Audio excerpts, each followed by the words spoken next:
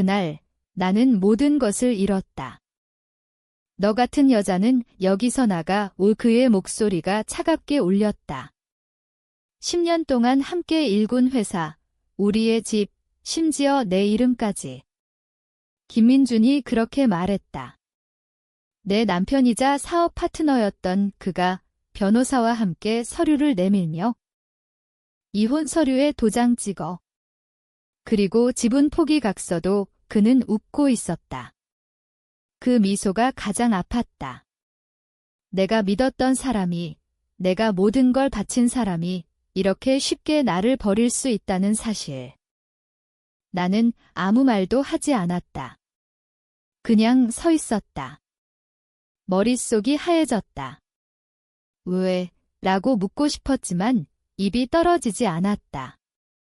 그는 이미 답을 준비한 듯 했다. 너 없이도 잘 돌아가. 오히려 더 잘 될 거야.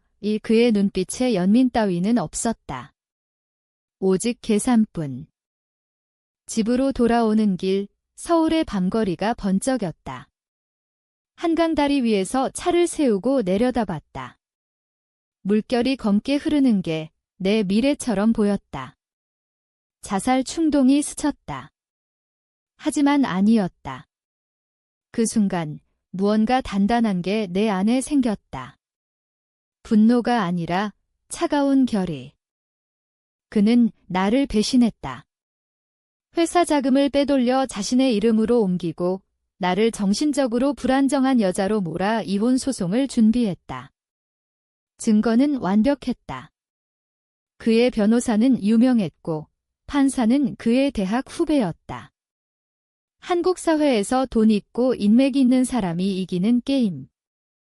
나는 알았다. 첫 번째 밤, 집 이제 그의 집 밖에서 서 있었다. 비가 왔다. 우산도 없이 젖은 채로 창문을 올려다봤다. 그는 새 여자와 함께 있었다. 웃고 있었다. 내가 10년 동안 쌓아온 걸 그렇게 쉽게.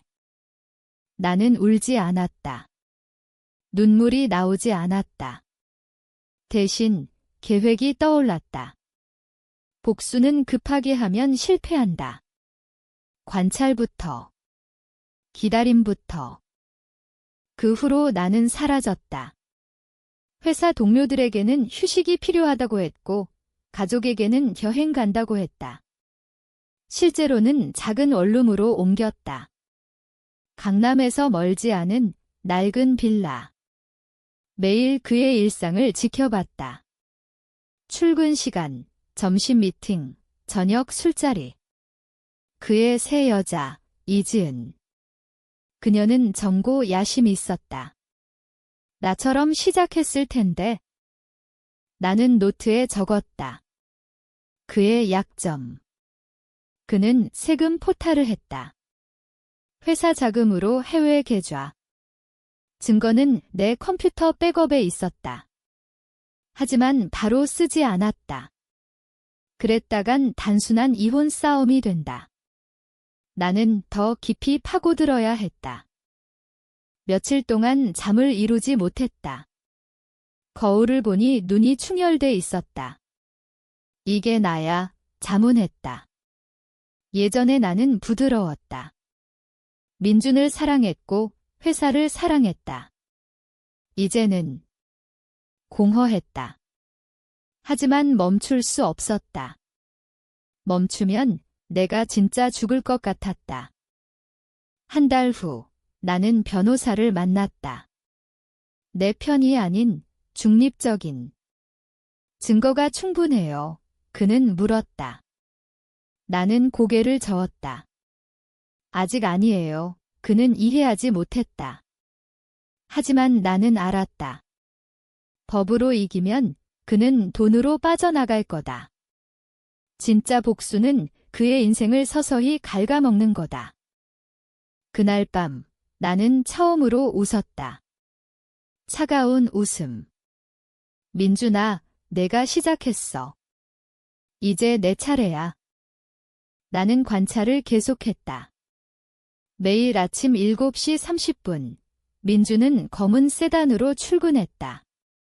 운전기사는 새로 뽑았다. 예전 내 운전기사였다. 배신은 전염되는 모양이었다. 회사에 가지 않았다. 대신 카페에서 그의 소셜미디어를 훑었다. 페이스북, 인스타그램. 새 여자와의 사진. 행복한 하루 캡션. 나는 스크린샷을 저장했다. 나중에 쓸 거다.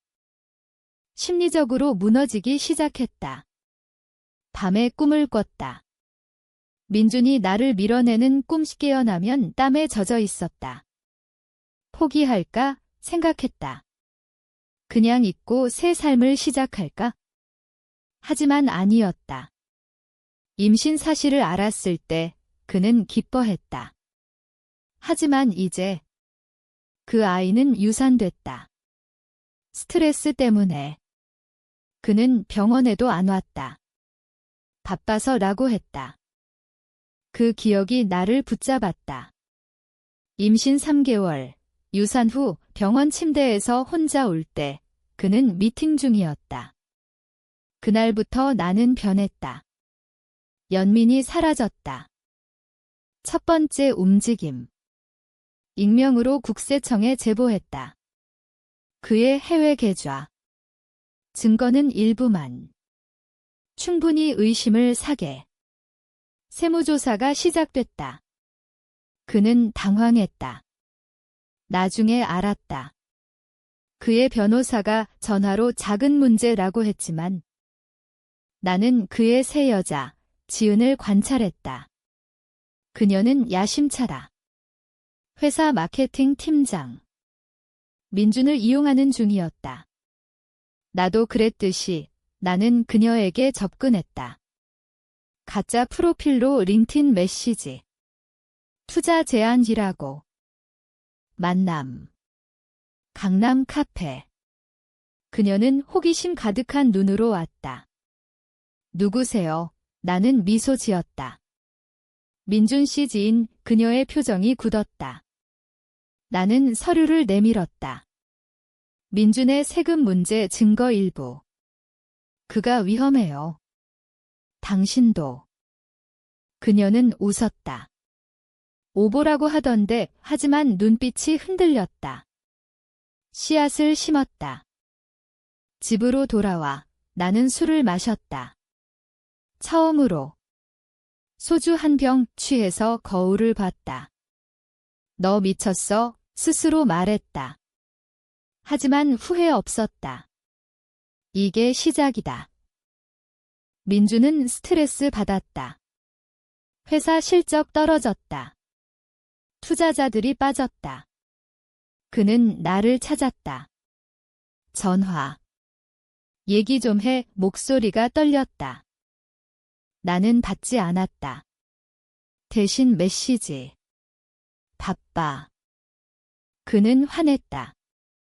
하지만 나는 알았다. 그는 약해지고 있다. 내 내면은 갈등했다. 이게 정의인가? 아니면 그냥 증오인가? 밤에 울었다. 처음으로.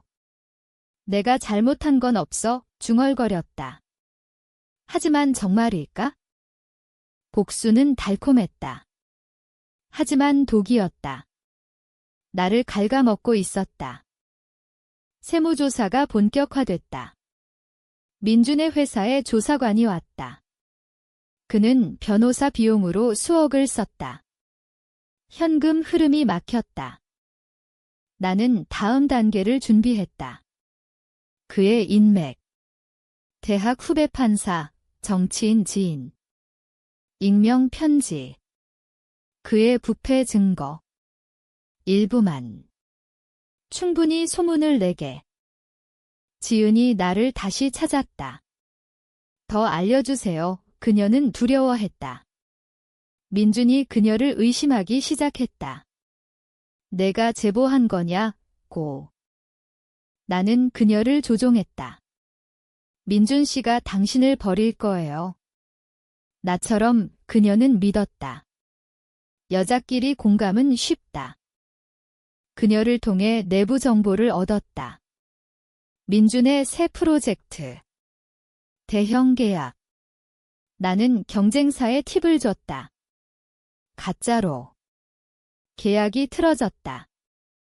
민준은 무너지기 시작했다. 술을 마셨다. 회사에서 소리 질렀다.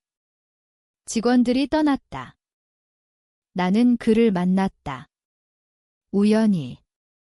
강남거리. 그는 초췌했다. 너 때문이야, 직설적으로 물었다. 나는 웃었다. 무슨 소리, 차갑게. 그의 눈에 공포가 스쳤다. 처음으로. 집으로 돌아와 나는 토했다. 긴장 때문에. 이게 맞아, 자문했다. 그는 가족이었다. 하지만 이제 가족이 걱정했다. 어머니 전화. 민준이 찾았어. 화해하래. 나는 거절했다. 끝났어요. 내면의 갈등이 커졌다. 복수가 즐거웠다. 하지만 빈 껍데기가 됐다. 친구 없고 웃음 없고 오직 계획뿐. 지은이 배신했다. 민준에게 내가 연락했다고. 그는 분노했다. 나를 고소하려 했다. 명예훼손. 하지만 증거 없었다. 나는 조심했다. 대신 나는 반격. 그의 과거. 대학 때 성추행 의혹. 피해자 찾았다. 돈으로 입막음했던. 그녀를 설득했다. 이제 말할 때예요. 소문이 퍼졌다. 미투 시대. 그의 이미지가 무너졌다. 그는 나를 찾아왔다. 집 앞 제발 그만해 빌었다. 나는 문을 열지 않았다. 창문 너머로 봤다. 그가 무릎 꿇었다.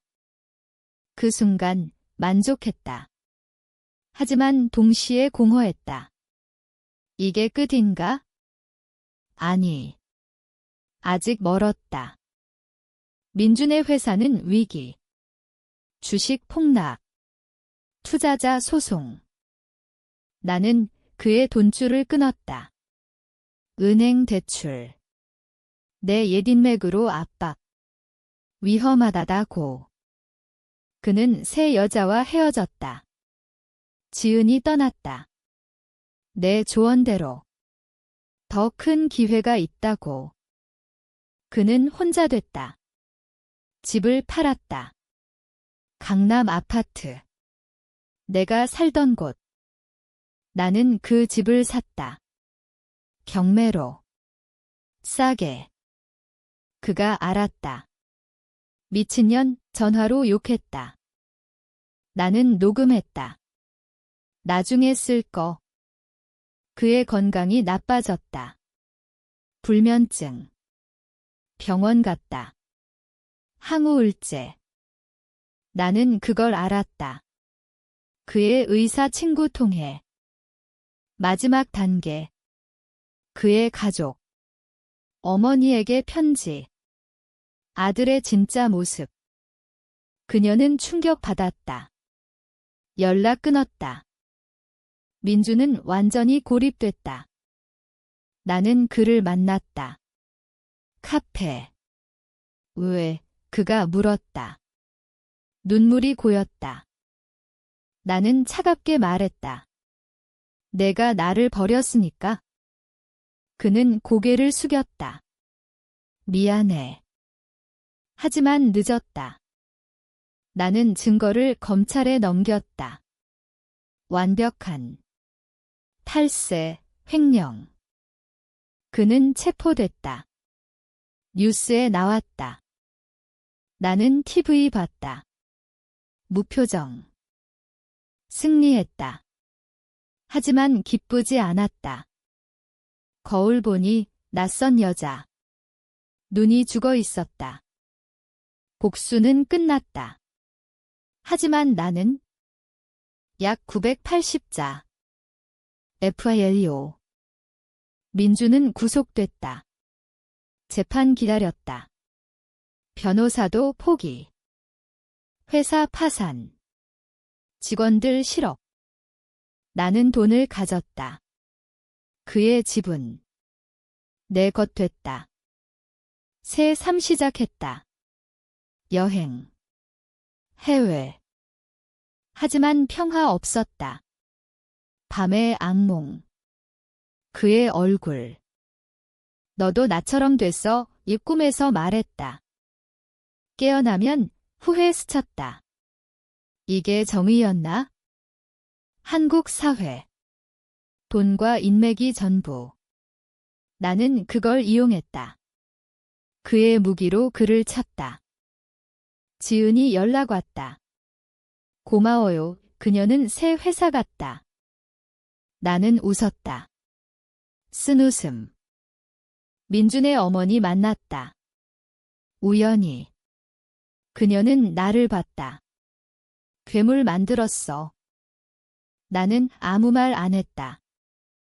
재판날 나는 증인. 그를 봤다.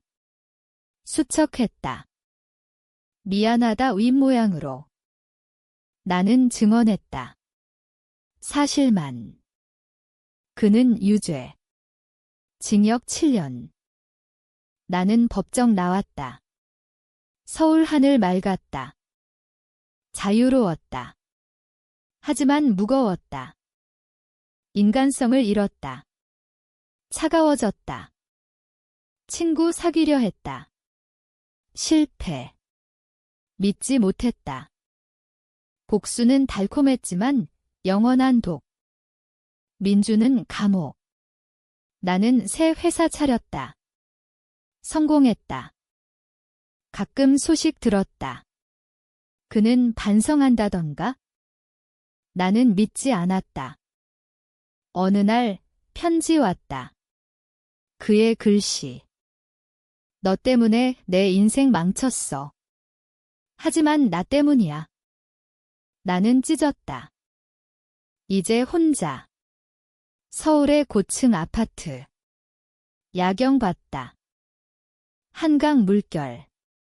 여전했다. 나는 웃었다. 아니, 울었다.